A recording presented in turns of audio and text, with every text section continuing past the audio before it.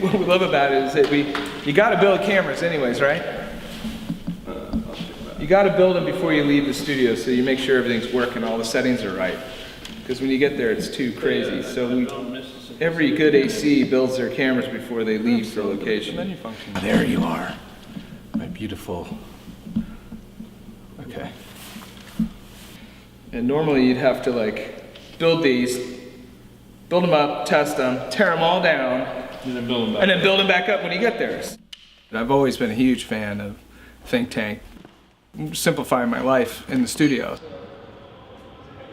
For instance, this morning we built the cameras and we threw them in the bags, and instead of having to rebuild the cameras on set, we were able to just throw them on the tripod, we're ready to go. And we do it all. Two of us are doing the job of like 10 people today. In order to do that, there's a lot more activity to get ready. And as a director that has to sit and perform with and do the interview, I am so much less frazzled when I can come in and sit down and have everything up, and now I'm not rushing to get everything done, and so I have the emotional capacity to sit down and be calm and do an interview, which to me is an art form and it's a performance. We call it Grandma.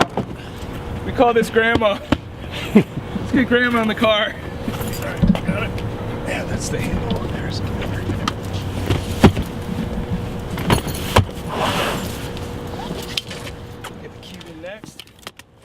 you have to be engaged, and it's completely different performance than setting up a camera and shooting or being an AC.